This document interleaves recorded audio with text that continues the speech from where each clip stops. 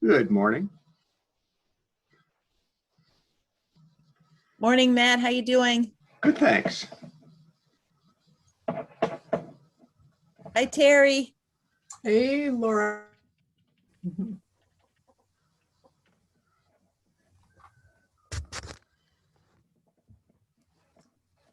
Well, that was a good rain we got, wasn't it? Yay. Yeah, we needed it. It was dry.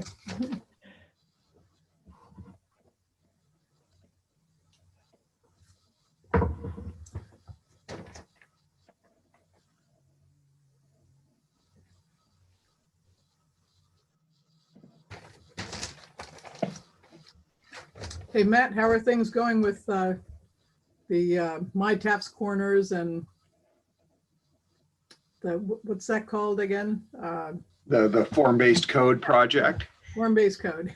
It's coming along. So we had a meeting with the Planning Commission and the consultant team last night, and that was the sort of the release of a complete draft of the report from what was done back in April and May.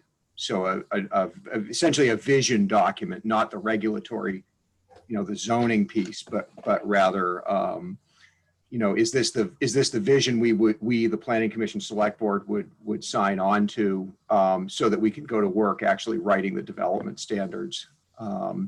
That's the first time that document's been out in the world, as of literally just last night.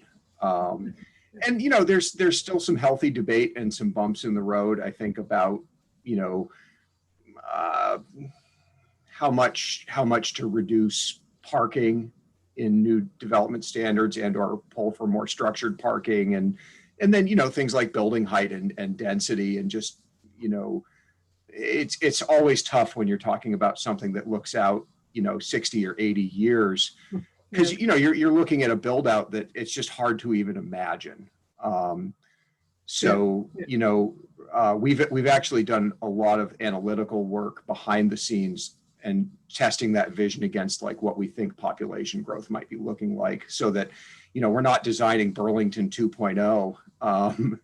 We're not designing for 20,000 more people. We're designing for 4,000 more people. Over 60 years, as opposed to something more extensive. So some interesting conversations about that. If it was 1935 and I showed you what 2021 was going to look like, you'd probably be pretty shocked too. So it's not surprising that we would have a little friction over that. But I also went over to the select board, talked to them a little bit about where we were in the process, and what we're headed towards is a joint Planning Commission Select Board meeting at the end of July, on the 27th, to go over that vision a little more, and hopefully get our marching orders to go, get to work on the coding, the actual standards for all of these things.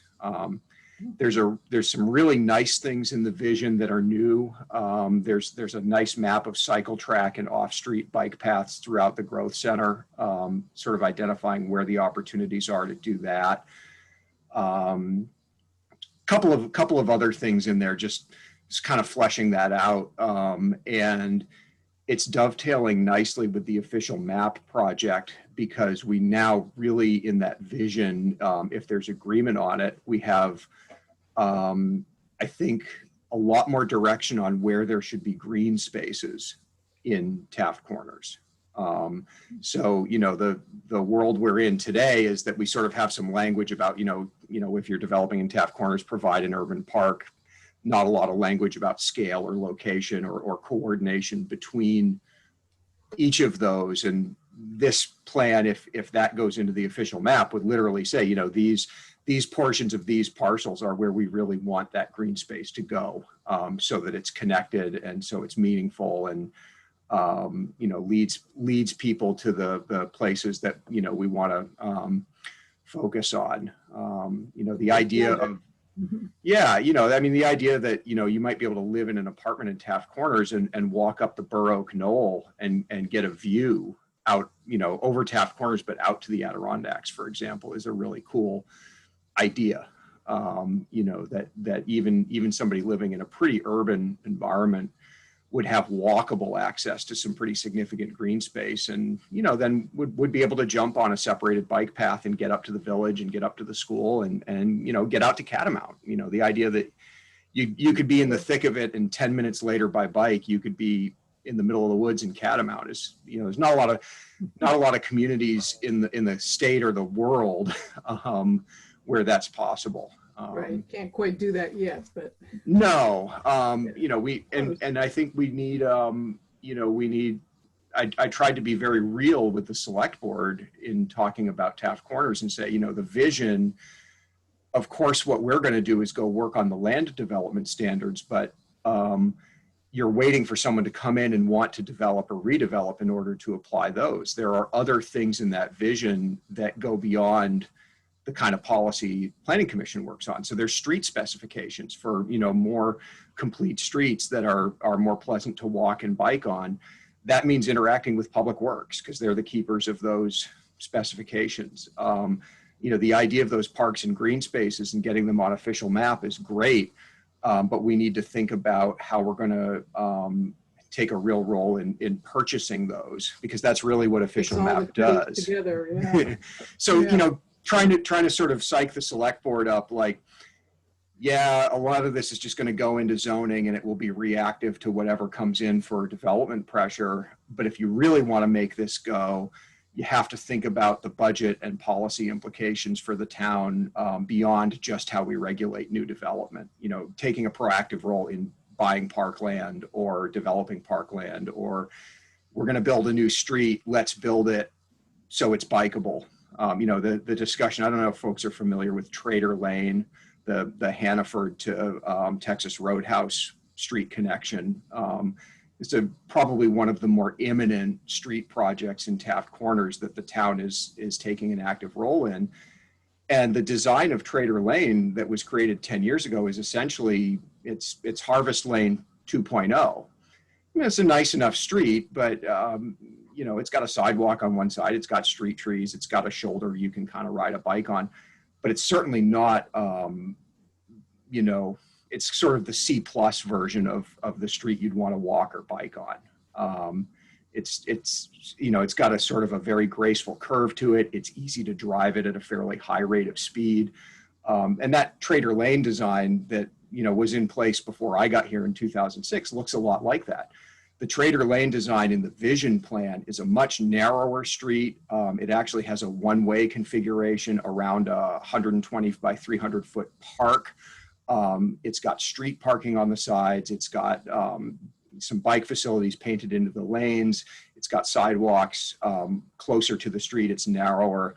You still get the flow and the traffic congestion mitigation out of that, but it also is a much more human scale street. Well, this is a project that, we might find we've got, Recovery Act money to go build this street in the next couple of years, asking the select board to say, if you sign on to this vision, are you also willing to endure the friction of maybe redesigning this street a little bit from what you thought you were going to do back in 2006?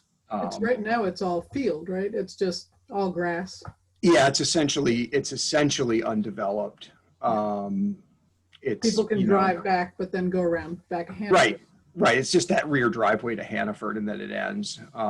Trader would take you all the way to Williston Road. The state would pay for an intersection, a signalized intersection that would take you across to Helena Drive by VTC.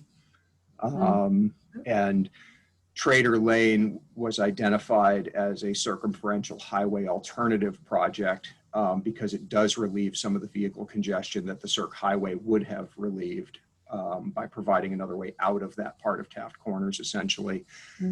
So the state would pay for the intersection, but the town would be on the hook for the street.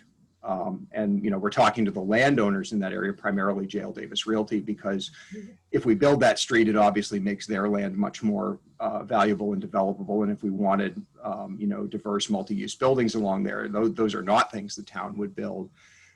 So it's also achieving a Taft Corners vision is about probably engaging with the private sector in a way that's really different from the way Williston has traditionally done it. The traditional way is the private sector comes in and the public sector says, okay, you want to develop, here's the rule book, go figure it out. we probably need to be working together a little more than that if we really want to make it happen. So it's exciting. I'm trying to be very realistic with the board, though, that, you know, really achieving a Taft Corners vision is going to require, you know, stepping up capacity in a whole lot of areas. And you know, taking some things on that are quite a bit more complicated than the town has traditionally taken on. Anyway, I don't mean to take over. I could talk about Taft Corners for hours, but it's going good. That's the answer, Terry. Okay, thank you. It's a big project. Yeah, it is. You must be Melinda today. I'm sorry. I am Melinda today. She had a death in the family she's handling. So I will do my best to take your minutes and answer questions as you go through your agenda today. Thanks, Matt. All right, where are we here? 7:10. Did you guys already check on public comment before that question came up, Matt? No, not formally. So you would probably want to Read any public comment this morning? Nope, just observing. Thank you. All right. Reed, I do have something though. This is Laura here. Hey, Laura. Yeah, Melinda asked me to have on the agenda, it should just take a couple minutes, or we can talk about it when we talk about board positions, that I have resigned from the Catamount Forest Committee, and so someone on the Williston Conservation Commission needs to take my spot, and Terry is happy to do that. So, but that just should be discussed. Okay. I am thrilled to have Terry do that, given that she was on the original Catamount Forest Management Plan Committee. And I think the continuity of that and like having somebody that remembers the background of why decisions were made is extremely valuable. Not that you were not amazing, Laura, you were amazing. Just an added bonus that Terry will remember that history. Yeah, I'm really happy about that too. And I've pretty much attended most of the committee meetings, sat in on them. So. Yeah, Terry's been there for, yeah, I can't remember a meeting you were not at. So, So I've kind of kept up on everything going on. So it sounds as though you're interested, Terry. Yeah. Any other recommendations, or shall we move forward with Terry representing us? We have to vote on that. Good question. Matt, do you know whether that requires a vote? You're muted, Matt. Sorry, never hurts to vote, just in case. Probably makes sense. All right. Go ahead and make a motion, Laura, and we can go from there. I make a motion to have Terry Marin take my place on the Catamount Forest Committee as the Conservation Commission member. I second. Seconded by Kim. Any further discussion? All those in favor? Aye. You can't see me, but I'm still in the kitchen with the kid eating breakfast. I'm sure mine are going to make an appearance here soon. I hear them like scuttling around. All right. Excellent. And thank you, Terry, for being willing. That Sure. sounds great. Yeah, no problem. And thank you, Laura, for all that. I mean, you got them off and running, which was great. So that's good job. And Laura, I also just want to say that I think that you like helped them bypass some of like the original issues that could have taken a lot of time to be rehashed, like the conversations around like why some of the decisions that didn't necessarily seem intuitive got made during the original management plan, and that was a lot of work. So thank you for that service. Oh, you're welcome. And you did, Laura, did they, oh, they haven't, a new chair is going to be. Right, voted so in? that's for the July meeting. Okay, good. All right. With that, we'll actually come to nomination for officers for Conservation Commission soon on the agenda, but let's go ahead and continue on to minutes from June 2nd.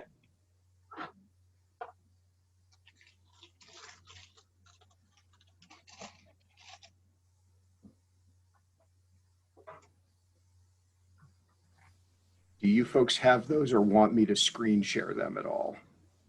We have them. Typically, Melinda puts them on the screen so that we can right. refer to anything that is mentioned, Just a moment. but we can be flexible. Yeah. So, And Reed, so can I. oh, yeah. Reed, I read them, but I will abstain since I was not at the meeting. Okay.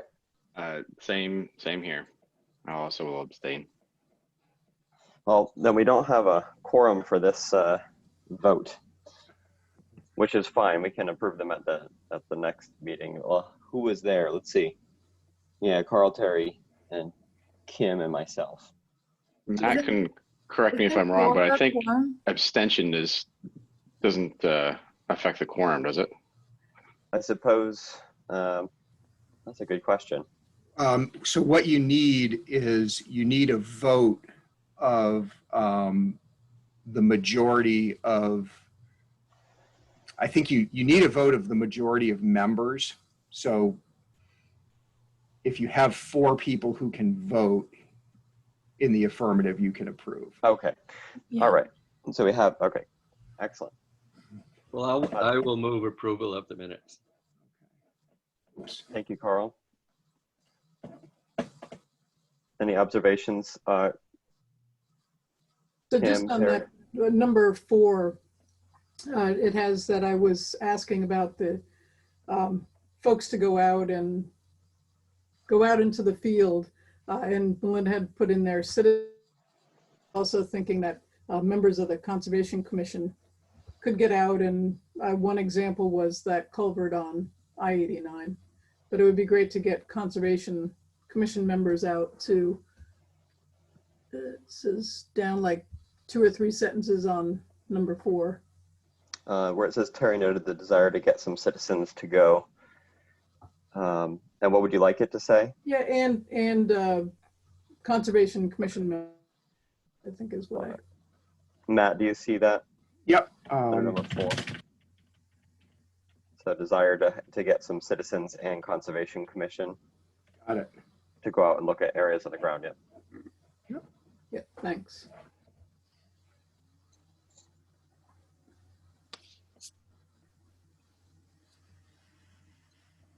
Carl, are you good to continue to move Sure. I will move as amended?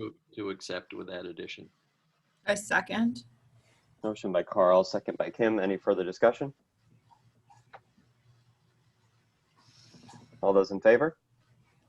Aye. Aye. Aye. And we have 2 abstentions. Sorry, who are the abstainers, Reed? We had Laura and Eric, right? Thank you. Yes.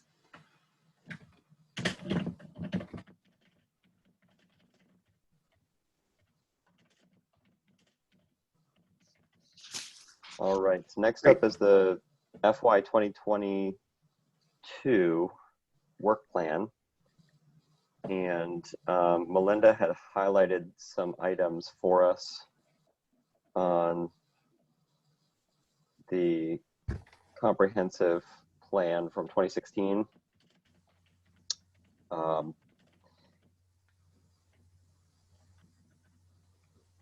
This is one that Melinda is pretty intimate with, and I'm not exactly sure what she wanted to go over. Do you know, Matt, or should we hold off and discuss that with her at the next meeting? So I'm going to try to bring this up just to go over it briefly here. You know, the work plan comes out of the implementation table of the town plan. So These are the tasks that are identified in the 2017 plan. These are like the goals. Yeah. So there's goals and sort of, what's the first step or the next step. Here, I'll share this up so you can see it. So this is literally just a highlighted version of chapter 14 in the town plan. And so what Melinda's done here is she's identified the conservation responsibilities or lead with the green highlighting, and then yellow highlighted things where there's really an actionable task. So, to understand how this is keyed, like this one that says protect rural character and open space. Well, that's great.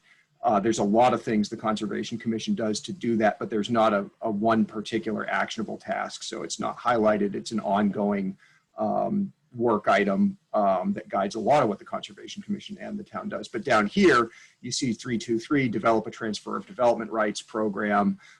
That's one where there is still something that's actionable out there, right? We could spend some time talking about the bylaw and how a TDR program might be enhanced. So as you go through this table, you can very quickly see what are the things that we've identified that might be taken up by the Conservation Commission, especially those that have some things. Refined watershed protection buffers. We're in process. We have a bylaw amendment going on that we're getting to the select board. Not a lot to worry about there. So I would encourage folks, just if you haven't, to kind of go through this. And really, because we're at the turn of the fiscal year, this is a time to think about, are there, projects within this list that the commission wants to take up in this upcoming fiscal year? And also if there are things here that might require a little more pre-planning on the part of staff or budgeting, are there things that you want to take up starting a year from now in FY23? Because, come August and September, staff will start to be asked to think about its budget requests for FY23. So we're always thinking, a year and a half to 2 to 3 years ahead. And, broad brush, what I would say is that this is the time to be thinking about that. Fiscal year 23 that starts a year from now is probably going to be the beginning of the planning staff getting in shape for the next town plan. So the goal at a staff level is to turn a complete draft of the next Williston comprehensive plan over to the select board by August of 2024. That would give the select board a full year to review and adopt that plan prior to the expiration of the plan we're under now. So, internally, we're already talking about mostly the data gathering that we would want to do during FY23 to support that plan. So, you may see some things here on the existing implementation table. You might also think about, well, what are the weak spots, or what are the things I wish we had more information about when we go to write that next plan that I could feed back to staff, so that we're thinking a couple years out and what we want to do. So, we try to work with each of our committees to think about what on the implementation table do they want to prioritize, and then try to, look at staff capacity and look at committee capacity to come up with something reasonable. And, knowing that, some of what you do is reactive to what comes through the development review pipeline, and some of it, there's time to do some proactive things like this. So, happy to answer any questions if anybody saw or sees anything on this, and you can certainly continue the conversation with Melinda in a couple of weeks. Did anybody have any outstanding questions about this?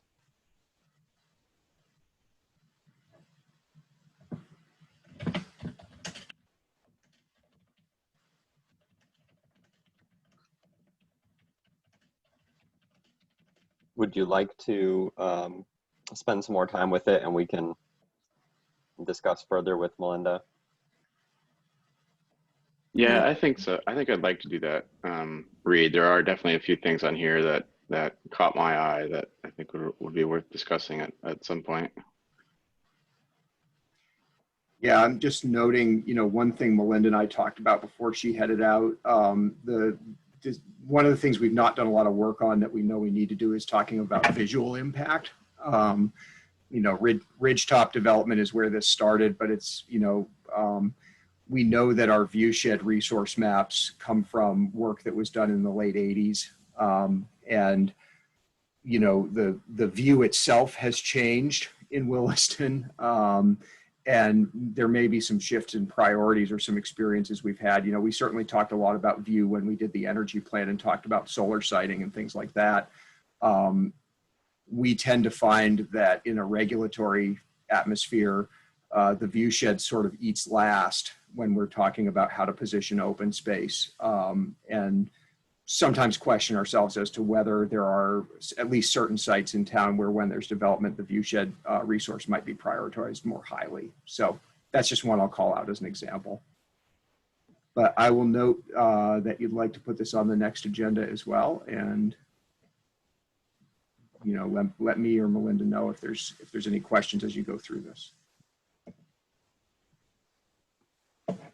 Thanks, Matt.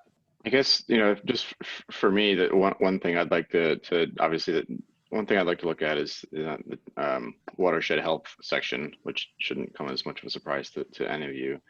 And I just need to go back and look at the town plan, I think, to refresh my memory on what we had in there for some of these things. Like she has 12.1.3, strengthen regulations related to water quality highlighted in green.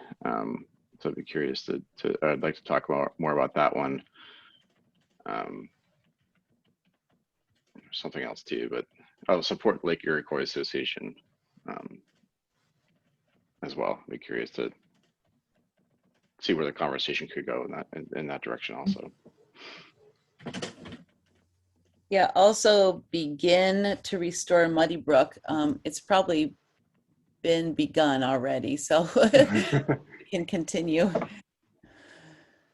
I'd love to hear the thoughts on the rest of the commission members, but am I reading this right? That sort of like the urban forestry piece is not sort of our domain, Matt, that like the street trees and like a urban forestry plan is outside. Right. And then is that an area that you feel that we should be liaising with other committees in town or weighing in on? I know that other towns, so like I'm just thinking of like Richmond's EAB plan and how that was like sort of a collaboration between multiple governing bodies in Richmond, and seems like trees, obviously this is like my thing, right? So I'm biased here, but seems like we should be weighing in on that a little bit, or at least like talking to people about it.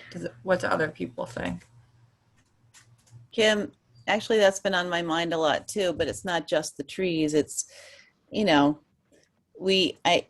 trying to kind of, I know we talk a lot about parks and, how can we walk to parks, but I think a big piece is not just street trees, which makes your own street look nice, but also the plantings for pollinators, for birds, shrub understory under trees. So anyway, I've been thinking a lot about that also. So I agree with you.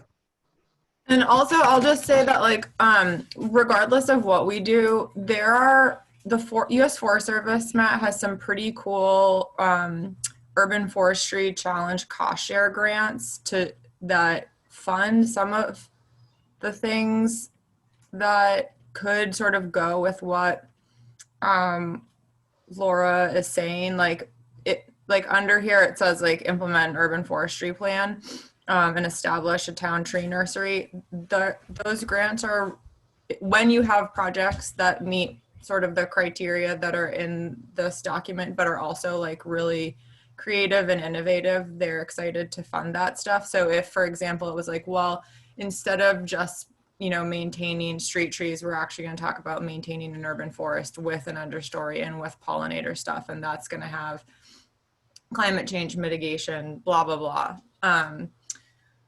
Those are like the sort of projects that those grants have funded in the past, and I know just from through my job that the city of Plattsburgh is also up for some plan renewal and is looking at like, oh, where could they do some creative urban forestry stuff and apply for some of these funds.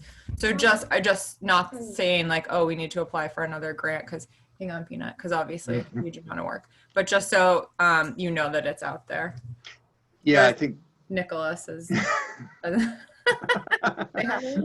Yeah. Yeah, I think that's terrific. And, you know, I led in with answering some questions about tapped corners planning and, you know, the idea of taking a proactive role in establishing green spaces and tapped corners, public green spaces, and thinking about, you know, the vision plan. You don't have it in front of you, but for example, it takes the stream buffer and southern half of the Harvest Marshall Island, we call it, you know, down below Walmart and Home Depot. And the vision plan says, you know, half of this island, including that stream buffer, should be a natural park. If that were to happen and the town were to take ownership and control of that, you know, to the extent that's been discussed at all, it was like, well, this probably wouldn't be a, you know, a manicured park environment. It would be a place for restoration and to allow an opportunity for something that's truly more like that urban forest. So that's one example. There's a lot of those green spaces in that plan, and probably some that could be identified outside of that plan area where, you know, I mean, we're talking about a big shift. You know, the current zoning bylaw, when we talk about residential projects, says residential projects should create their own privatized parks so the town doesn't have to maintain them. That's where we are today. I think the last time a public park was created as part of a new development was probably Brennan Park with Brennan Woods. And the town at the time chose to move away from making those things public resources and rather said, you know, we don't want to manage those. We don't want to pay for them. Just make the private sector do it and off you go. I have some concerns about that pattern. I think it can create some real disparities in terms of what kind of park different folks in different developments have access to. I'm a fan of public parks. I think it's an appropriate thing for municipalities to be involved in. It does involve cost and time and effort. So think of that as another one of those kind of big sea change type shifts that exists under some of the planning that's going on now. And certainly those opportunities, you know, right now, urban forestry in Williston basically means street trees, you know, that live in the public right of way, that are managed by the public works director. And of course we have our, you know, we've had this massive proactive ash replacement program going on the last couple of years, you know, which can be pretty shocking for folks when they see a bunch of street trees come down, but that's, you know, that's what we're doing and why. So yeah, you know, there's a bunch of places this could go in the next couple of years. There's also a lot of interest right now in Sustainable Williston volunteer group around creating a town nursery or town forests like this. So that conversation is happening elsewhere too. Also, I'll just say that like the urban forests don't have, like when the Forest Service is talking about urban forests, or when like people or urban foresters are talking about urban forests, they're not necessarily talking about, they are talking about like chunks of forest that are in cities, but they're also talking about street trees, right? So yeah. the whole landscape of anywhere that there are trees in an urban setting. So like if we think about Burlington's urban forests, that includes like the trees in people's yards and like the landscaped trees that are in the greenway. And so like thinking about those spaces in a more creative way, especially with an eye towards climate change, right? Like, okay, we can have manicured street trees in the greenway. It doesn't need to just be a tree every whatever feet. There can be an understory or pollinators in the greenway. That sort of stuff, the U.S. Forest Service is like, go try it, we'll fund it, let us know how it works, and then we'll export it to other communities. So if there are projects that are like creative and innovative like that, then I think like it's worth looking at. This grant that I put in there, although the grant is a lot of work. That's what we're here for. Matt, where is the replacing the ash trees? I see they're they're planting right there near Gardner Supply right now? Are they like? Yeah. I only know about this in a general sort of way from what Bruce Hoare has brought up in department head meetings, but we're on a multi-year track. Probably, I would say at least 5 years before there's replacement of every ash tree the town knows it has in public rights of way. But we're making good progress. So yeah, you're seeing a lot of activity down in the Marshall Ave Gardner Supply area right now. But we have some residential neighborhoods with public streets that were all done in green ash, and other places like that too. So we can talk to Bruce more about exactly where that is. But I know it's an organized plan for sure.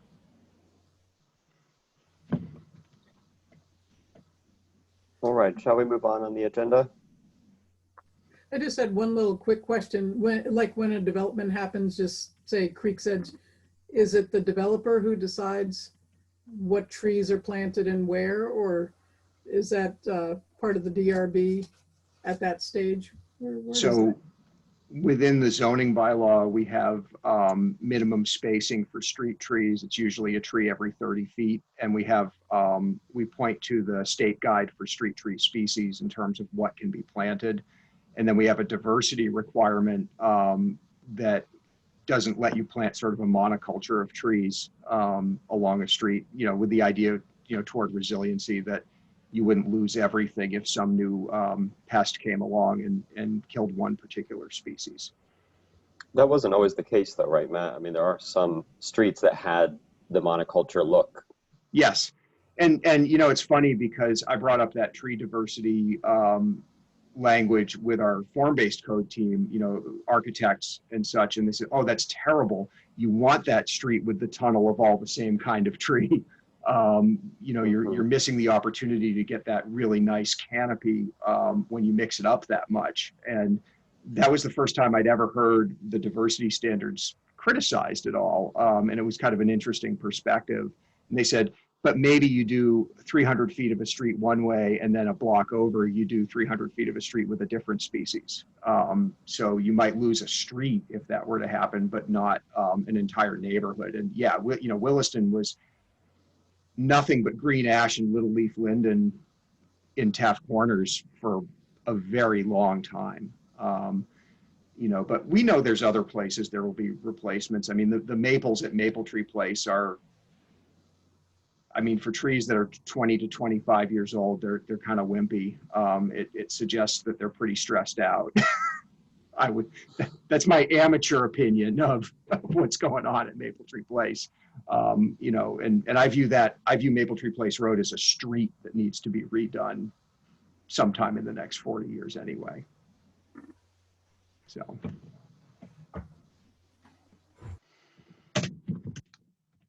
All right. Next up on the agenda today is nomination of officers. And to the best of my knowledge, we have chair, vice chair, and treasurer roles. And I did talk to Melinda a little bit, Carl. I don't know if you have, about the treasurer role. She said that there might be some technical changes just about that because of the fact that budgeting for Conservation Commission activities is rolling up underneath Planning Commission more formally than in the past. And so while there might be a role for the treasurer to help keep track of it and make recommendations and stuff, there will be less responsibility, I guess, for like signing off on things as there was in the past. Did you have a conversation with her about that? No, I did not. But as the years have gone by, the planning staff has taken on more and more of that. So it doesn't surprise me at all. Okay. Yeah, the ERF, of course, still will require our attention. Yeah, I still think there's a role for. Yep. Even though it's a diminished role. So. Yeah. So does Melinda. She just wanted to make sure you're aware. So in the past, what we've tended to do is try to have some training and succession activities with the vice chair typically becoming chair. Kim did that to me.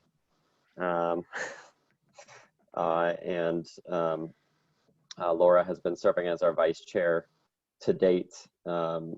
So that's kind of the pattern we've been in, but it doesn't have to go that way. So I'll just open it up for anybody who's, if you're interested in taking on a role, now's the time to talk through that. If you are interested in nominating someone and seeing if they are interested in doing it, this is also a good time to talk about that. And I'll put myself on mute for a minute. Well, Laura here, I'm certainly willing as vice chair to take over the duties of chair unless there's someone else that's interested.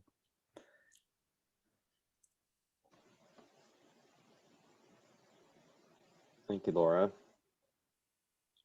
Kim ran away. She heard officer roles and said, I think I hear a kid needs something. So a quick question. It seems like since the chair and vice chair positions turn over once a year and people have been on the Conservation Commission for a number of years, then people must have assumed those roles multiple times. So I'm looking at Carl and Eric, but I think the answer is Yeah. yes. Some people have been chair or vice chair or whatever more than once. Right. Terry, I know you're new to the committee.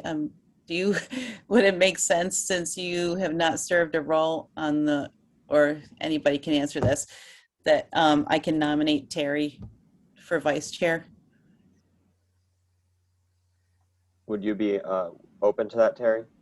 Sure, as long as I can follow Laura's lead. So what would that entail?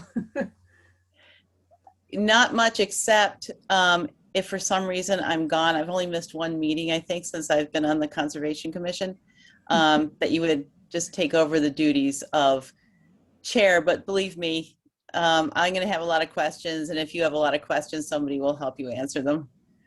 Okay, that's fine. I wouldn't mind doing that. So. Okay. Everybody else on the committee knows how to chair a meeting and has had to do it at some point. So we're a team. Okay.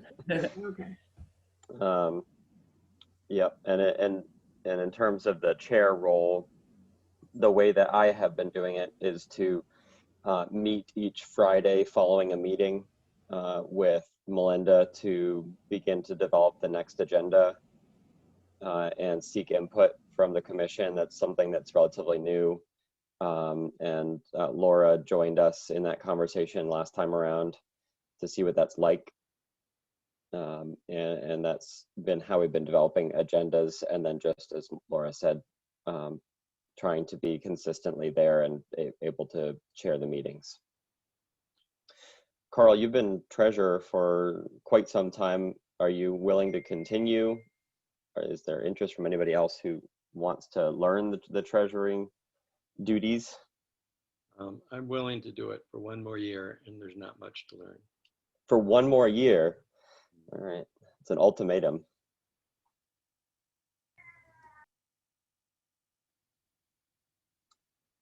Kim, you're back. Did you miss that? You're on mute. Yes, I was getting a waffle for Ellie. You became chair while you were gone. I'm just kidding. But where we're at is Laura has expressed that she's willing to take over chair duties, moving from vice chair to chair. She asked Terry if she'd be willing to accept the nomination to be vice chair. And I'm sorry. Now I couldn't hear that because now Nico pushed her over. I heard Laura's going to be chair, and then and nominated Terry if she's willing to be vice chair. Terry said she would be willing to do that. And Carl says one more year of treasurer is okay by him. And the treasurer role is just changing super slightly as more of our funding goes through the planning office budget rather than a separate Conservation Commission budget. Along the topic of officers, do we have any members whose terms are ending this year? That is a great question, and Melinda had looked into some information about terms, but I don't think she had compiled a list yet. Matt, you don't happen to have information on that, do you? Let me take a look. I don't even know where to look other than to contact Eric.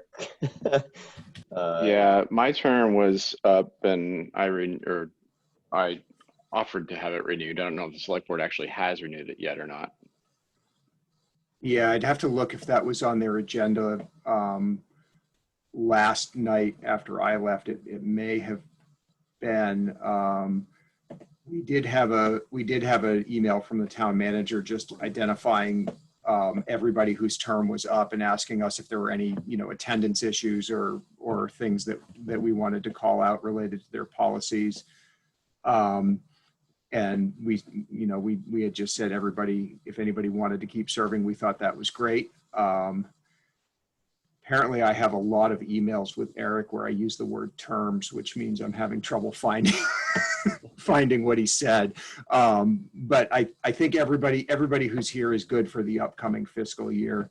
And I'll see if I can get you some information on terms and expirations. We do maintain all of that. Okay. Good question, Carl. We forget sometimes. I think mine came up and I didn't know it was coming up, and Melinda just asked me if I wanted to continue, and if so, then it would go onto the select board agenda. They're 4 years, right? 4 years, yes.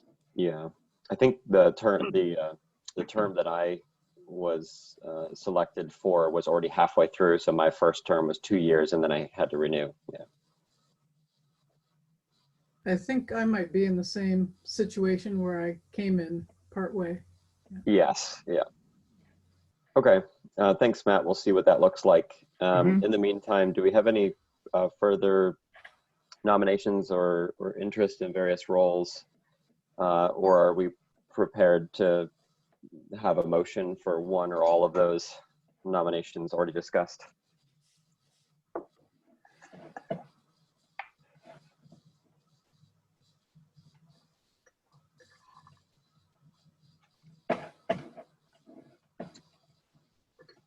Yes, I can make a motion to accept the, Can you make the motion, or does it have to be somebody else? oh, or is it just a vote?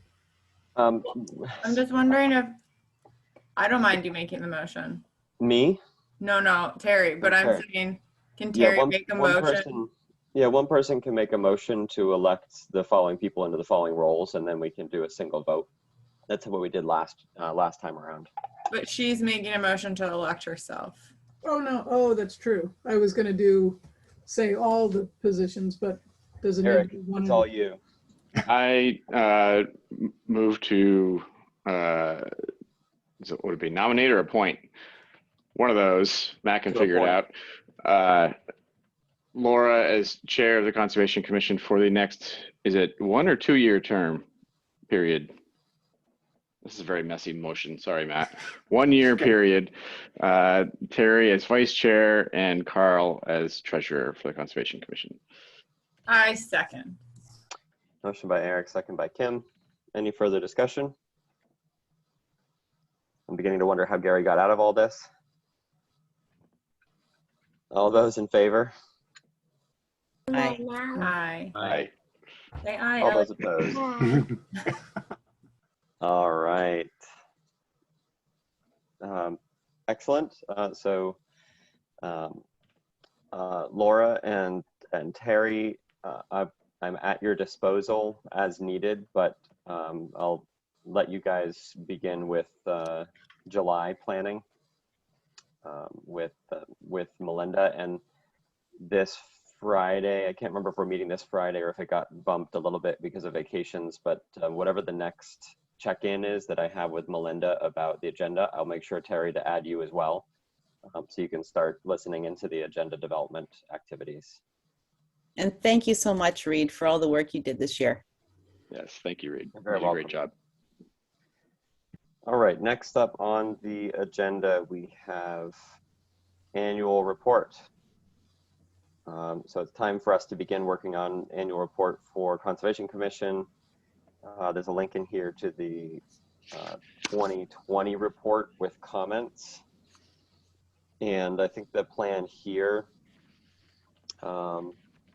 is that last year what we did is we had folks volunteer to write various sections or activities based on what we did in the fiscal year, and then I think we had one final editorial read through by a volunteer to make sure that it read well.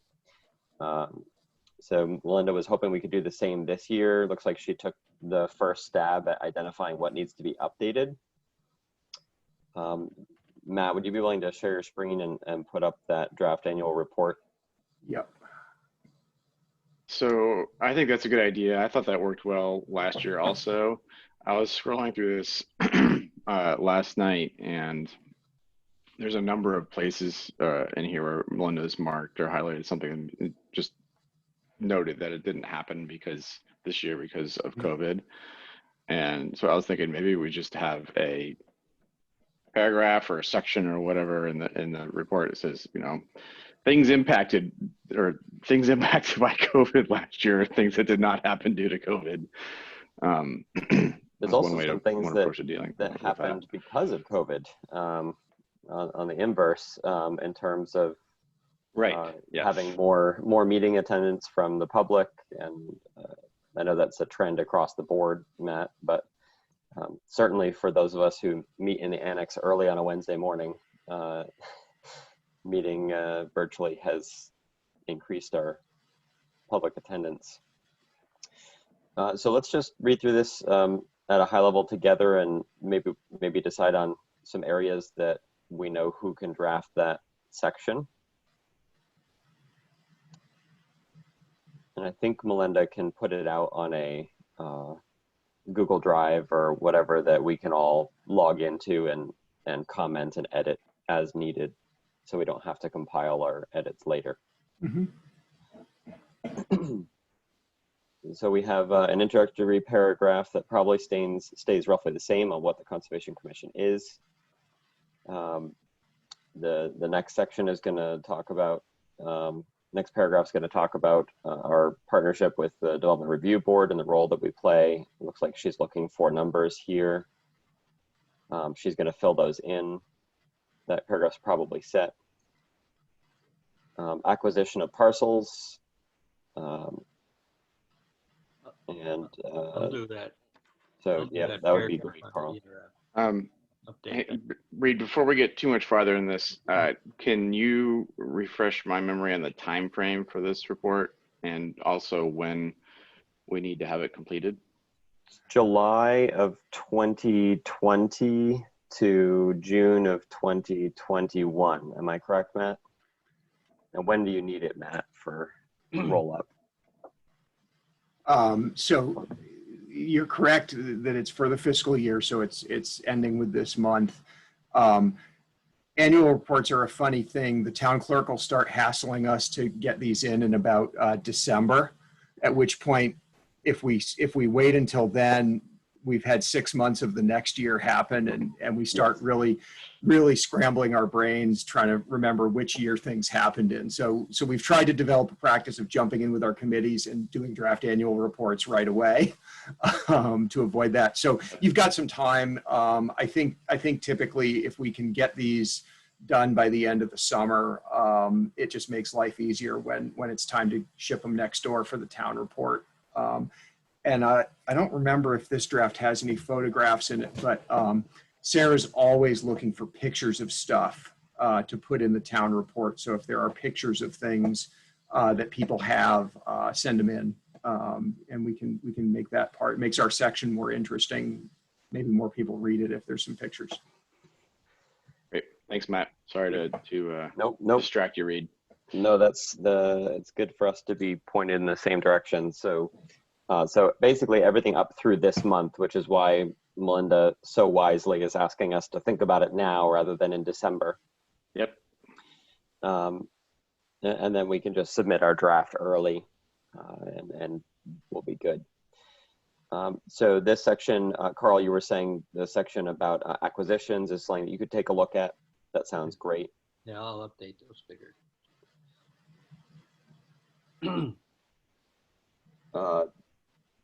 Planning of trails. I think we may rely on Melinda to update that paragraph about trail planning. She has a note in here to add a section about trail condition assessments, which took place in the last year.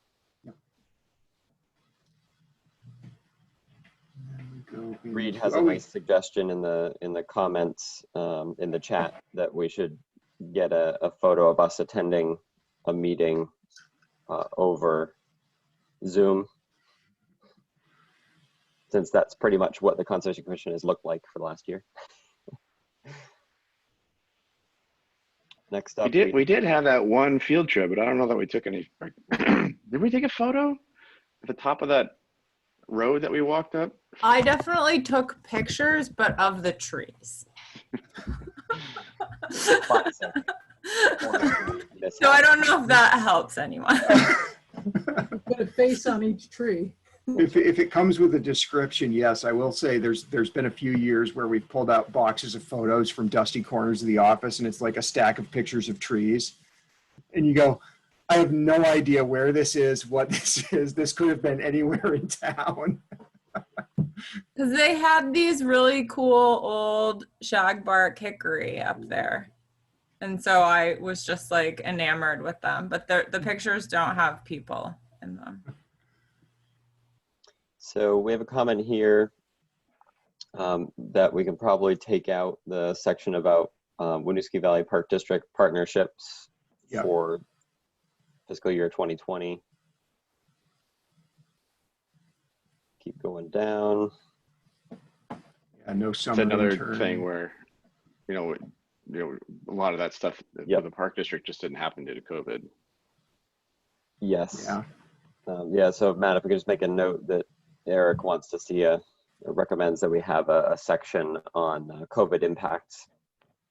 Yep, absolutely. That can go in there. We did talk a lot about trail usage and how to measure trail usage.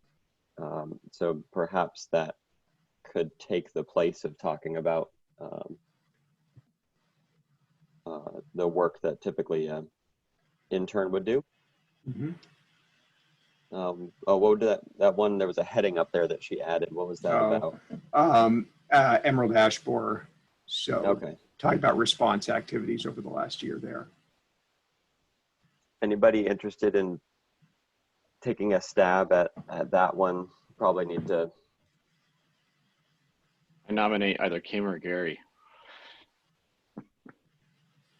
For the EAB stuff specifically, you mean?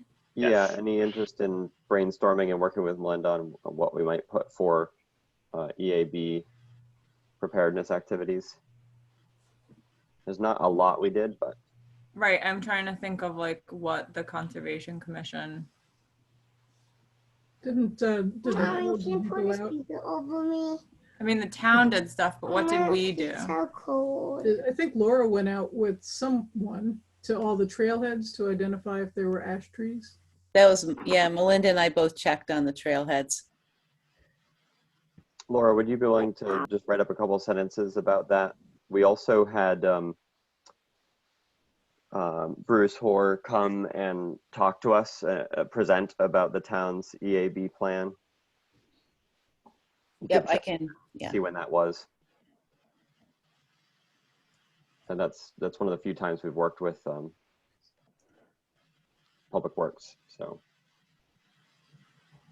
following the storm event, were there other notable weather events this year? Anybody think can anybody think of any? There were the repairs for those might have taken place in. There was the drought. Yeah. Yeah, it's true. All right, let's keep going. So next up, WCC. The forest management plan was prepared for Catamount Forest. Laura, probably that's going to be mentioned in the Catamount Committee report pretty extensively.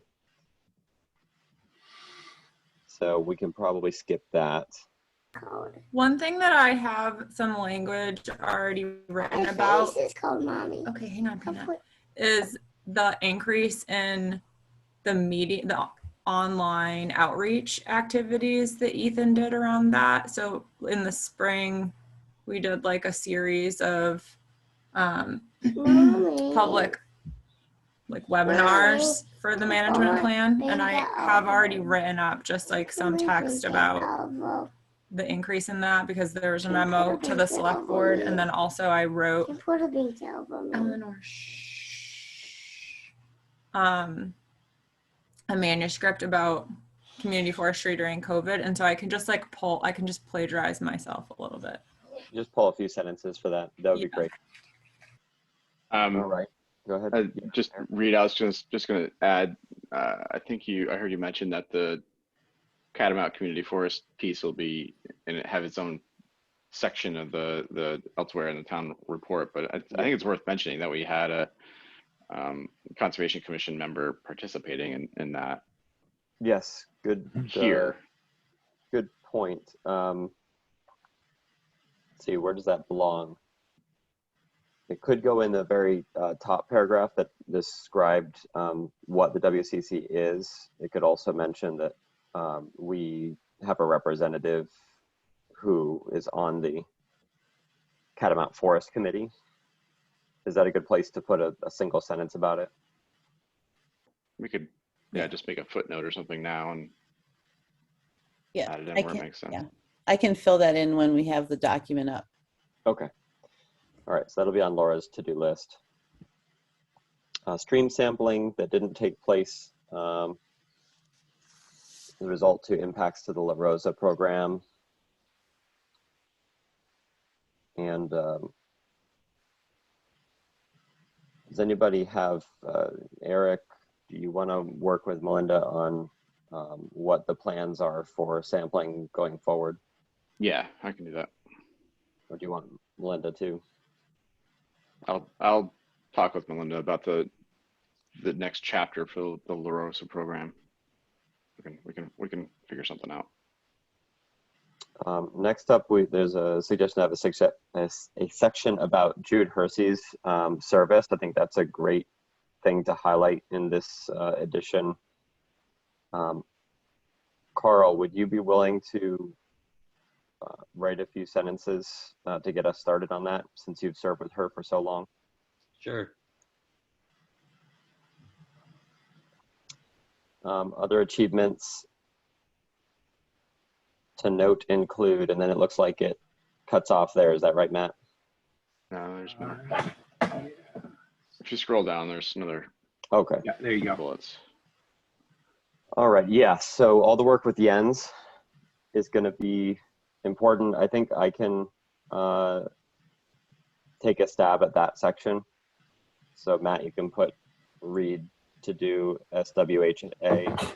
Yep.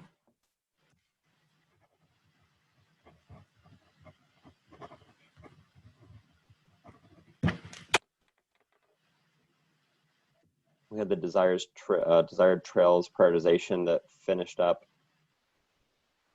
and went into the official map project. The membership needs to be updated as well. We need to add Terry, remove Jude. Although I don't know when maybe leave Jude on if she left halfway through the year. I'm not quite sure how that works, but I think probably Jude's name needs to remain. It's well, she didn't submit it though. Sign off. Yeah. So Yeah, her name would probably be removed from the bottom, but like you said, we'll mention her in the body.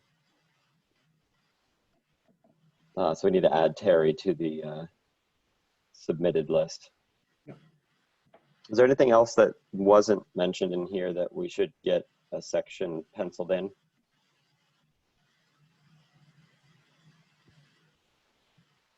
I went through my notes. And I didn't see anything. I'm just thinking about some of the presentations. Thinking about some of the presentations that we had. We heard from Kristen at Winooski NRCD on their, what was it? Some of their watershed programs that they're running. I can look back Blue at water. that day, whatever that was. What? Yeah. What was that, Laura? Yeah, I'm just trying to Laura, remember what it was was it? called. It was, I think it was called Blue something, Blue Water. I'm Well, not sure. so that was the Yeah. other thing I was just going to bring up. Yeah, Linda Patterson from Lake Champlain Sea Grant introduced was it the Blue program, but also I think Raise the Blade program for lawn care. Yeah, it wouldn't be bad to have a list of guest speakers that the Conservation Commission heard from. I agree. It's like continuing education almost. It is, yeah. Yep.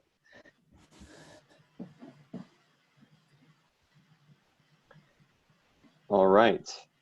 So I think we have some notes there. Do you feel like you got good notes, Matt, on who's going to help with which activities? Yeah, I think I'm good. And we can always go to the video if anybody forgets. All right.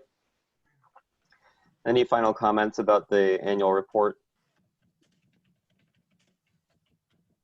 All right, let's move on to staff report and other business. If there's any of these that you know about, Matt, we can cover them. If not, we can come back to it. So we had the trail steward, Ann O'Day, who has started, but I don't see that she's on today's meeting, which I think Melinda was hoping she could join a meeting to meet the commission at some point here. Yeah, we definitely want to bring her in to chat with you, but Ann's been going for the last couple of weeks. Oh, and she's in the waiting room, so I'm going to let her come in and introduce her. Cool. Here she comes. This perfect timing. She's joining now, so. Yeah, let her load. I feel like I have to load every morning. I'm like, yeah. Hi, Ann. See if we can get her unmuted. I know it takes a minute. There we go. All right. Welcome to the Conservation Commission, Ann. Oh, thank you. Hey, there she is. I love your beams. So we had just gotten to the part of the agenda, the staff report, and mentioning that you had gotten started with the stewardship position. And I don't know if folks from the commission want to introduce themselves. And then Ann, if you want to talk a little bit about just like what you've been encountering out in the field and what you've been up to, I think that would be really great. Okay. Hello, everyone. I'm Ann. I guess I started maybe 3 weeks ago and really enjoying it so far. I ran into Terry out on the trail last week, which was kind of fun.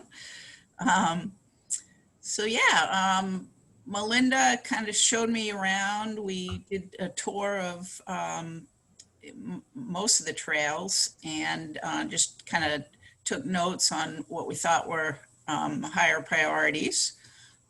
So we took care of a couple of safety issues. First of all, there were some railings that needed replacing on Allen Brook, and we've been doing a lot of work on signage. We've ordered some new signs, painting some old signs, putting up more directional signs. If you drive down Oak Hill Road, you'll notice some new signs there for the Schmoker Trail and the mud pond area. By the way, I saw that sign and noticed it, and it's really outstanding. It's a really nice addition. Oh, terrific. Glad to hear that. Yeah, and just, making you know, the entrance areas of the trails look a little nicer, and, you know, keeping Sucker Brook's a challenge with trash. We're gonna, Mhm. I don't know, we put up a new sign there asking people to take their trash, and hopefully that will help. Probably not, but worth a try. So yeah, and then lots of just clearing and, you know, brush hogging, and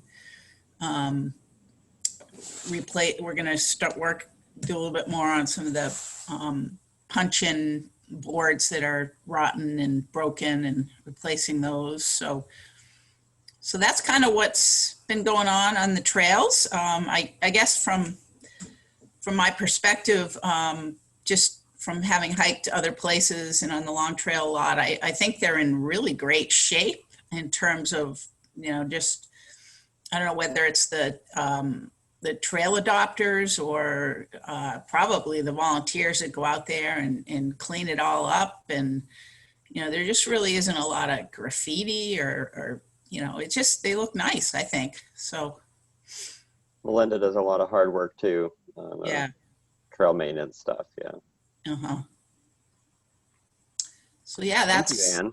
that's what's been going on.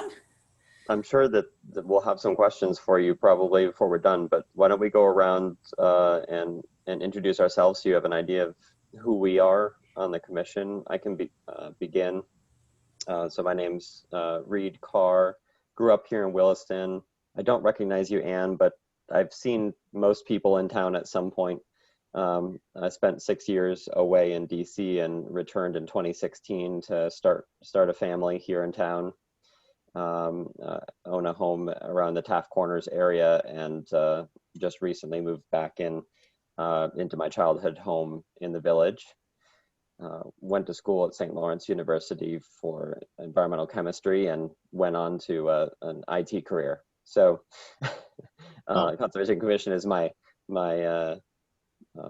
conservation outlet. I also did the lands stewardship internship program at UVM immediately following school. And I'm the outgoing chair, and it's wonderful to have you. Who'd like to go next? Well, just, I live in the Village too, so Reed, we're probably neighbors. Cool. Yeah, I live on Penny Lane behind Lizot Camera. Yeah. Is my father. Oh, nice. Yeah, I'm just down the street. Nice. Who'd like to go next? I'm gonna go because my kids are falling apart and I'm not sure if I'll be here when it's time to introduce myself. I'm Kim Coleman. I've been on the Conservation Commission for like, I think maybe 5 years. I live in Lefebvre Lane. I have 2 small children who are fighting with each other right now, so you might hear the other one crying in the background. Kim wins the award for best multitasker. No, I get the award for constant multitasker. I don't know that I'm like doing a great job of it. I'm also faculty in the Center for Earth and Environmental Science at SUNY Plattsburgh, and my kids have made a lot of appearances on Zoom School over the last year. Nice to meet you. All right.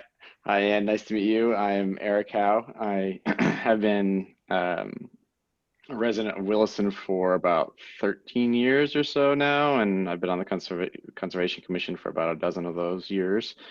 For my day job, I'm the director of the Lake Champlain Basin Program and Champlain Valley National Heritage Partnership, and try to bring those perspectives to the Conservation Commission. Nice. Hi, Anne. I'll go next. Hi, I'm Laura Meyer. I've been on the Conservation Commission a couple years, and I've lived here in Williston for 30 years. I live south of the interstate on Partridge Hill, and so we have a lot of wooded area behind our house, which is really nice. I'm one of 2 Vermont Master Naturalists on the Conservation Commission. Terry Marin is the other one. We went through the training in Williston, so we know a lot about the geology and cultural history of Williston. Oh, terrific. I'll go next. I'm Carl Runge. I'm originally from upstate New York, but I've been living in Williston since 1986, and I've been on the commission since 1990. I'm a retired physician. I live in Chatham Woods. I have 3 kids who I hesitate to say are all in their 50s. And my 2 sons are both research scientists in natural resources and ecology. And have written some really influential papers. Not bad, Papa Carl.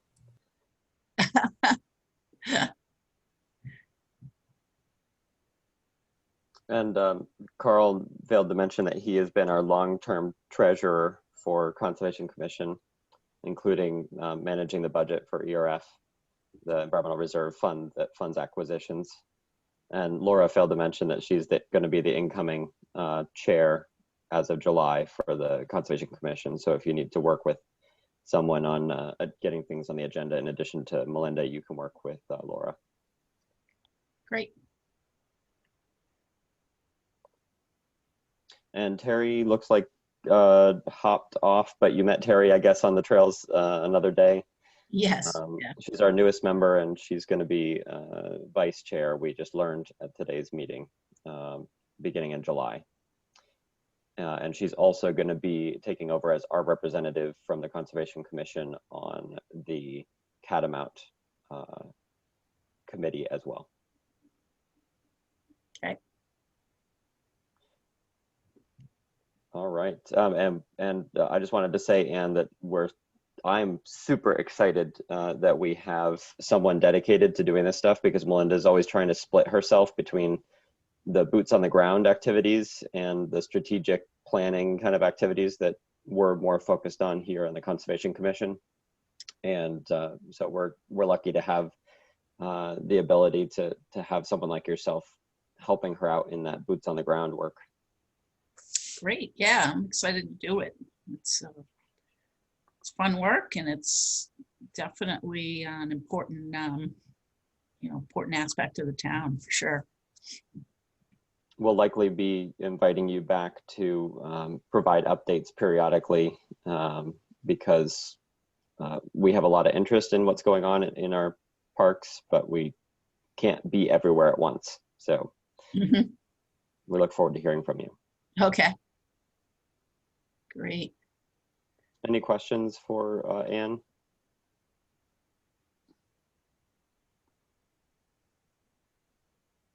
All right. Thank you so much for joining us, and it's great to get to know you. Yeah, thank you. Nice to meet everyone. I'm gonna head out and do some work. Sounds good. All right. Bye-bye. Oh, that was great timing. Next up on the staff report, Matt, was UVM NR 206 proposal. And there was a link in here.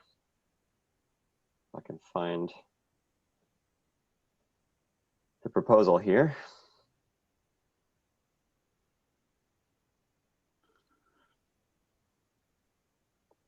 So I was looking through this last night. Is this a proposal to who? To the Rubenstein School, or to try and solicit students in the Field Naturalist program or 206 program to do this project? I was a little confused about that. Do you know, Matt?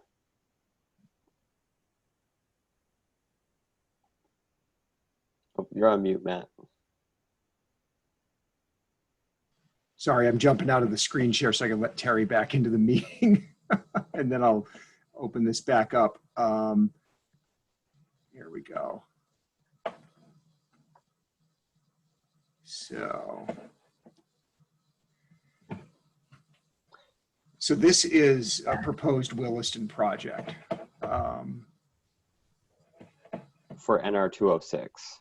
Right. So Melinda and I were talking about kind of what would we be interested in? And, you know, one of the things we've been trying to get a handle on for a long time is trail usage and trailhead usage and appropriate ways to use our limited resources to get some real information on that. This proposal would be to consider and try out some non-traditional methods and maybe compare them to some of the more traditional methods that are used to determine those usage levels, so that we could kind of, you know, solidify our program for how we're planning on monitoring those things going forward. So I believe the purpose, Eric, was to follow up on, you know, Melinda had brought us a list of here's some potential topics that we could go on. And I think this was our winning item, was to get some real data about usage. Yep. So I think she was sharing what that proposal looks like. Matt, do you know if this has already been submitted or if it's something Melinda was looking for review on? I don't believe we've had to submit this yet. I think she would like some feedback on it if anybody has any information. You know, one thing that Melinda mentions in here, for example, is looking at usage from fitness trackers and apps like Strava, et cetera. And, you know, there's been some interesting work done in the bicycling world around, you know, obviously not everybody uses tracking apps when they go out and walk or ride their bike. But the city of Seattle was actually able to compare the available Strava data on a particular bridge, for example, with physical counts, and determine that they could make a really accurate extrapolation, you know, based on that Strava data, which was really interesting because it was a bridge that, you know, yes, had some fitness riders on it who were religiously tracking their mileage. But a lot of the volume was commuters, you know, people literally using the facility for a different purpose, and they were still able to make meaningful estimates of total use out of the Strava data. So just by way of example, it's like, what can we do that, you know, minimizes our effort, but still gives us meaningful information, especially when we go back to the select board and talk about, you know, budget requests or prioritizing certain facilities, maintenance or upgrades and things like that. So do folks have to share that information, like Strava? I know App My Walk, Yeah. things. Yeah. So what you can get out of Strava, folks are just opted into this. It's not individualized information. There's a program called Strava Metro that gives you total volumes on certain locations, certain, you know, by time frame. So it doesn't tell you who is out there. It just tells you how many and how frequently. So there's I think if you Google Strava heat map, you have to be signed into Strava to see it, but you can just scroll all over it. You know, it looks like a Google Earth type map with pathways shown in varying color chromas or intensities based on how high the volume is in that area. So there's some interesting stuff that you can get out there. It's all anonymized. It just gives you volume.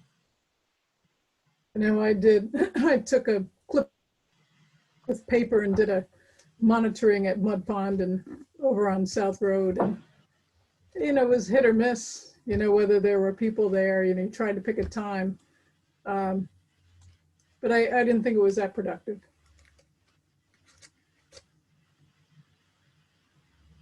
There have also been some recent papers during the pandemic about folks that do work in like park and protected area by folks who do work in park and protected area management about using social media to gauge, like basically trying to validate, like, okay, if we use Instagram, what percentage of the population is that capturing?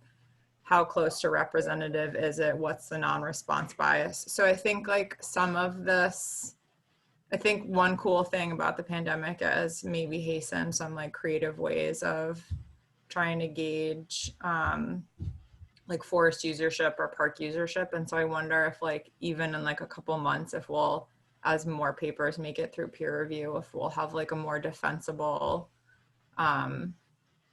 just like a strategy that's defensible, I guess, for trying something like Strava or Instagram or, you know, something like that. As dry as trailhead counting is, this proposal does seem to me like something that students would be interested in because of the other aspects, the research, the comparisons, and the data aggregation. It does seem, and analysis does seem like something that we're going to get interest on it. Strikes me that reading over this proposal, the on-the-ground data, as described here, would be very sparse. The first thing that comes to mind is she identifies 4 popular trails to survey. And then when it comes down to the deliverables, number 3 survey, she describes 6 total surveys, 2 at each location, which means that 3 of those 4 locations would be surveyed, and I wonder which one should be eliminated. Yeah, I was. Two surveys at each location, 2 hours in duration, barely the surface of who's there. I think people just didn't go out. Is that what that was? She didn't get people to actually do the survey. So I think that the proposal is that the students will do the surveying. The question is how many sites and how many 2-hour periods. Oh, I see.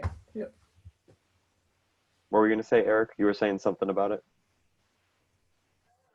Yeah, I just, I was thinking the same thing as Carla. That just didn't seem like enough on the ground observations, and I'll defer to our to Kim. Are you thinking like 12 surveys at across 4 locations?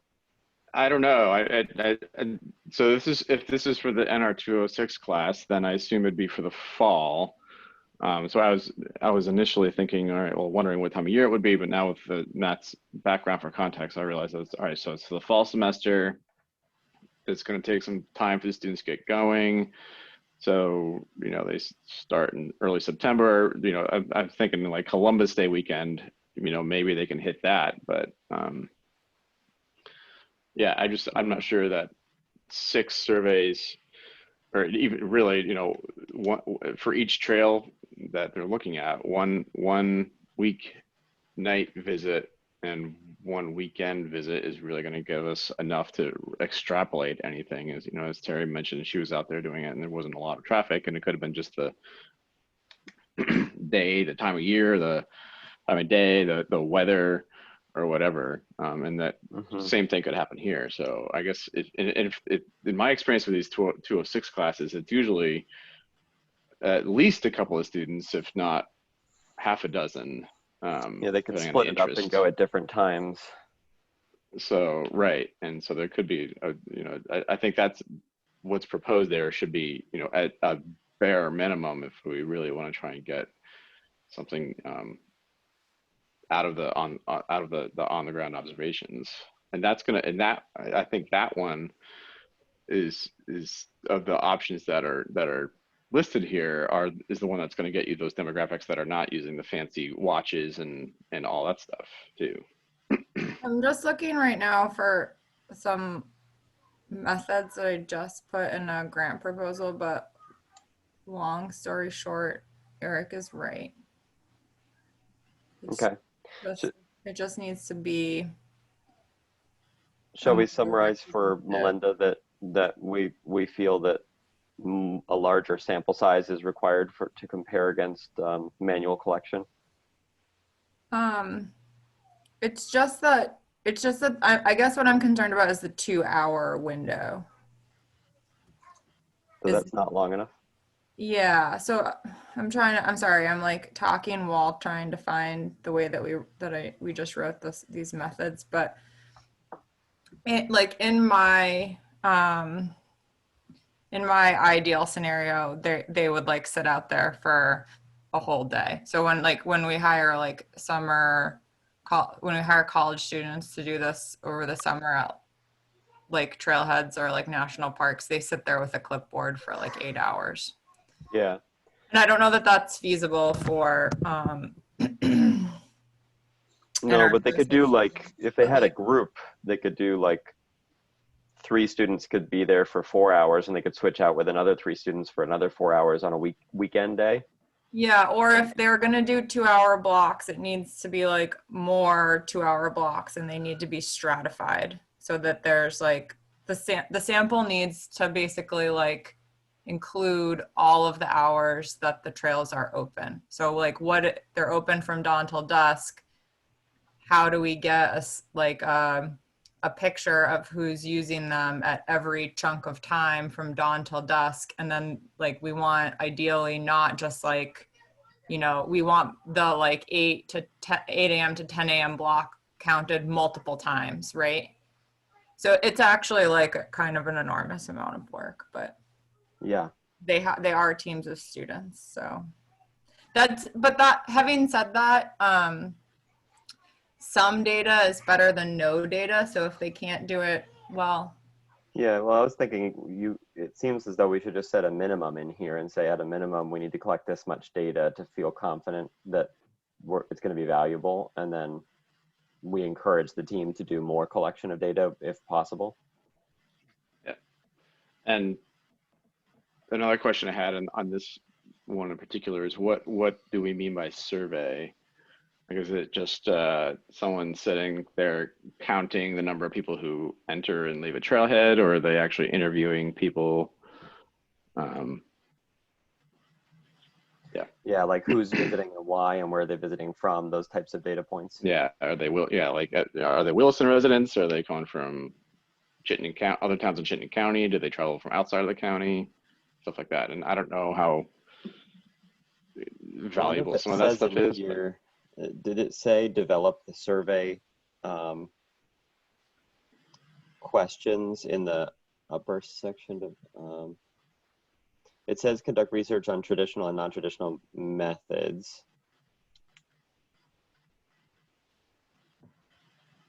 To decide on data sources, number 1 on the screen there. Develop a schedule for manual field surveys. So Matt, maybe number 2, we could recommend, commissioners, let me know if you agree, recommend that number 2 say develop a schedule and methodology, or a schedule and data points for conducting manual survey. Okay. If they're doing that research, they're going to find it in there. It's going to say, here's typically what's collected and why. Yeah, I thought I saw in here too that they're able to like recruit volunteers if they think that's necessary. And I can't remember if we talked about this before. I mean, are trail cameras an invasion of privacy if you set up a trail camera at a trailhead for a day and say it's in use? Probably depends on who you ask, but these are public lands. We've talked about buying a game cam in the past for a number of reasons, trying to get a handle on user base, or, you know, when we've had unleashed dog complaints, you know, should we just throw a camera up and do that? So we've been thinking about it. I don't know that was the idea, was that would be part of this project, but we've certainly thought about it. Problem is, if you put up a sign that says it's in use, it's that much more likely someone's going to find it and mess with it. Yeah. Yes, So is good point. Is a trail counter just out of the question? I know we talked about either borrowing one from a group or renting or buying, but it just seems like the cost of the counter is too prohibitive.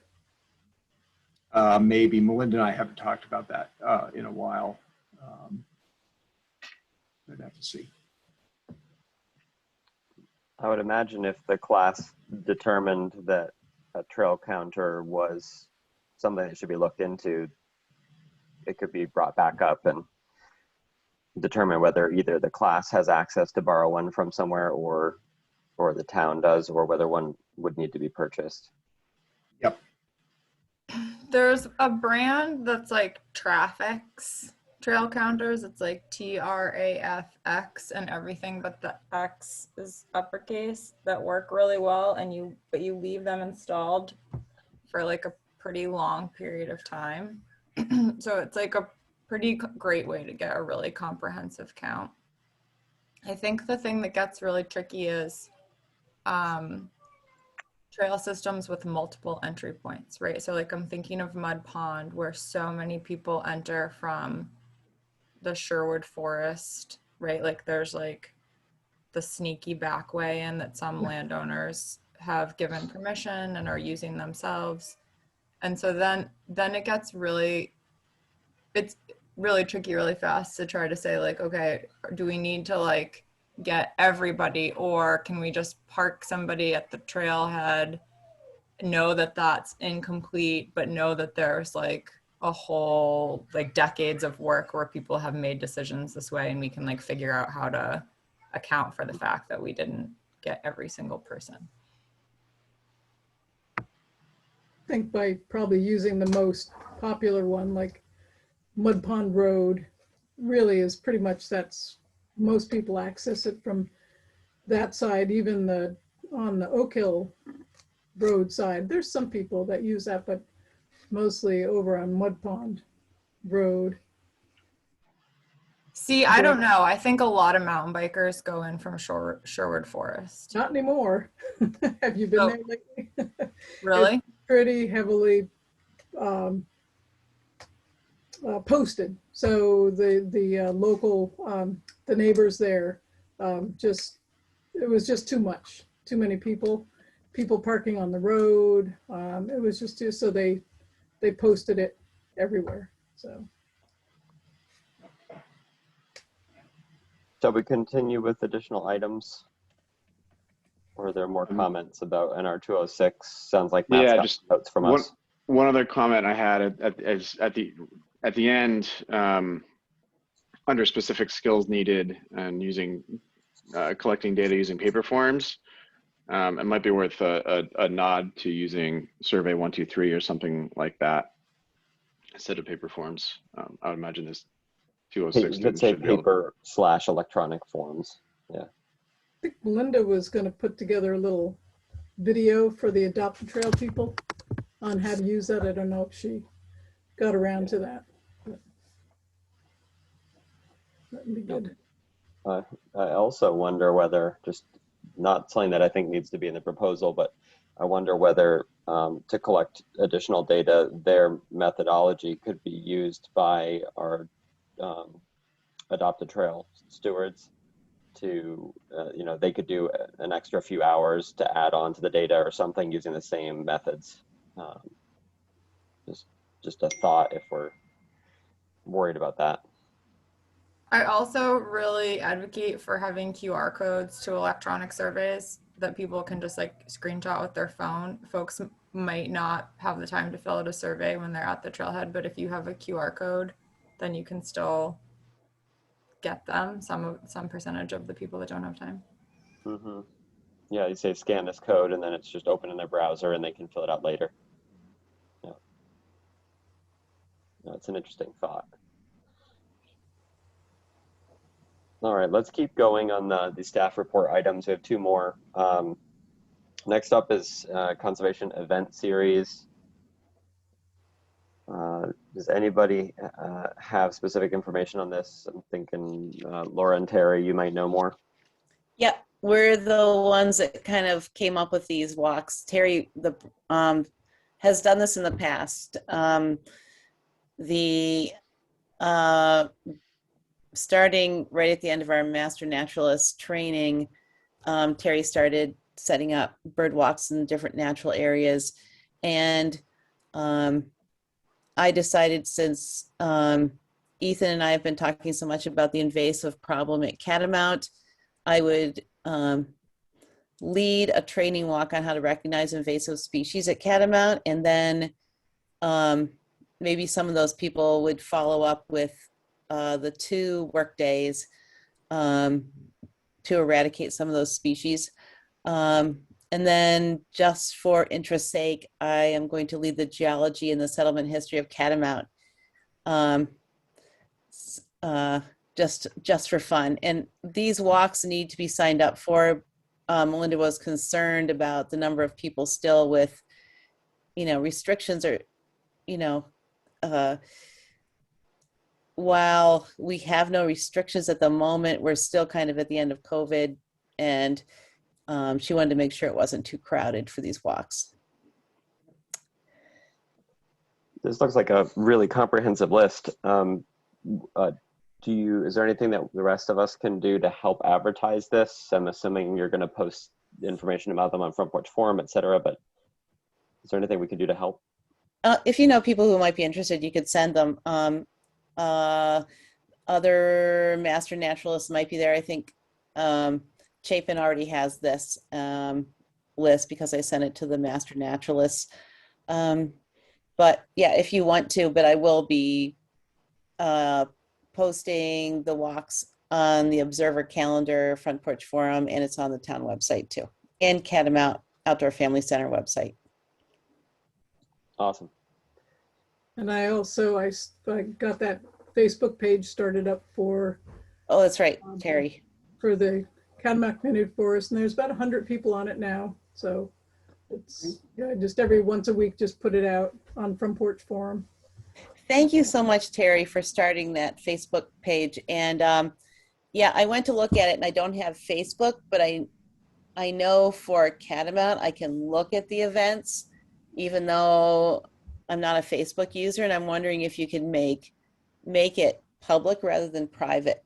I did all this research online on YouTube and looked into it, and everybody was saying, don't make it public because of all the hacking that was going on. Oh, okay. So unfortunately, I tried to change a few settings, but I think once I made it private but visible, it should be. It says it's visible. Okay, I'll take another look. Yeah, because Kim wanted to have it accessible to businesses. So, I tried to do as much research as I could to figure out the best way, to avoid problems. But yeah, thank you. Too cautious, but. And so anyway, I'll just chat while I'm chatting. I had on this past Saturday, and it was great. We got a lot of folks from Williston. I think there was 11 of us. And, they just were local people that mostly had never been to Catamount, or it's been years since they've been there. So it was great for them to rediscover. And of course, there's still the prairie warbler that's out there near the Velco power line. So was pretty exciting. Green heron flew by. And then we went out to look at the bobolinks, and that was the end of it. And the bobolinks were flying around, but pretty quick. There weren't as many as there were last year. Still, we could hear them singing, but everybody had a great time. They were really happy. And at the same time, just by chance, the Green Mountain Audubon had scheduled a bird walk as well there. So I think there might be something about scheduling. I don't know how that's going to work out, but they had like 30 people at birding at Catamount, which was great. I mean, they split up into 3 groups, and it's big enough so they were able to spread out. So it was a good day. It was beautiful weather, and hopefully I'll just continue at all the different parks in town. So. Yeah, thanks, Terry, for that. And I'm really happy you got so many people for your walk. That's really great. So I think that's it with this conservation series. Awesome, thank you. And then lastly, I think, Matt, this is something you could ground us in the future meetings, in-person, virtual, hybrid. I'm guessing this is kind of trying to gauge how we're going to start, and knowing that we may need to adjust as we go. Yeah. So, folks are probably aware the state of emergency and emergency order was lifted as of midnight last night, which means public bodies are required to provide a physical location for meeting as of this morning. That physical location is the one I'm standing in as far as I'm concerned for today. You should be getting, if you haven't yet, a link to a survey from Emily in our office. So we're asking folks some questions about, that'll give us some feedback about how to proceed. We are pretty well committed as a staff to maintaining the ability to participate online for all of the committees that we staff. We have technology next door in the town hall meeting room that allows hybrid attendance, which is really terrific. I did it last night. It's nice because presenters can go sit at a physical table and talk to the select board members who are there, as well as anybody participating online, but also jump on Zoom and do a screen share and be able to present to everybody, virtual and otherwise, at once. So I was able to, sit there and be on Zoom and do it all fairly seamlessly. And we're setting something similar up for the annex conference room. So we'll have that available. We are aware that the annex conference room is not super big, and there may be some folks who have concerns about, how many people you put in that room. And, we've often, when we know that we have a bigger meeting of any of our committees, we'll roll over to the police station meeting room. We might do that more permanently if we start to feel like it's just always a little too cramped in the annex room. So that's coming. Did you have something, Kim? I'm just telling my child to take something out of her mouth. Oh, well, that's That something. Matt, that sounds great. I've been thinking about doing the same thing for my conference room for my day job. And let me know how those owl things work. I'd love to. Two of them should be roosting in our office late next week. So we'll get them located and see how it goes. It looks pretty seamless. We'll see. We bought the extended warranty and the extra training because we figured we might need it. Definitely the extra training. That was the way to get it. It's like, I had to fill the office dad role where I'm like, never buy the extended warranty. Those are junk. And then it came with like unlimited online, live support from an OWL person. I was like, okay, Just we'll kidding. buy Get it. Get it. It also helps us not become the department that's tasked with training all the other departments how to use it. Because once we buy the cool toy, everybody wants to play with it. And this way we at least don't have to teach everybody else. We can say, no, we bought the online support. Go connect with the OWL guys. The OWL guys. Oh, that's fun.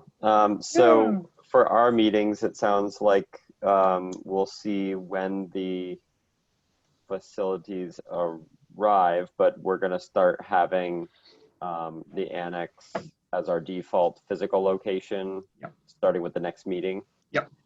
And we're anticipating Zoom will continue to be an option both for commissioners and for the public. Yes. That's the upshot. Yeah, and from the staff side, it means we probably won't staff any meetings from home, because if we put the staff person in the physical location, even if all of you are online, we're meeting the legal requirement. Yep, there's got to be somebody there. So if somebody from the public wants to come in and physically be in the meeting, we can do that. So that's fine.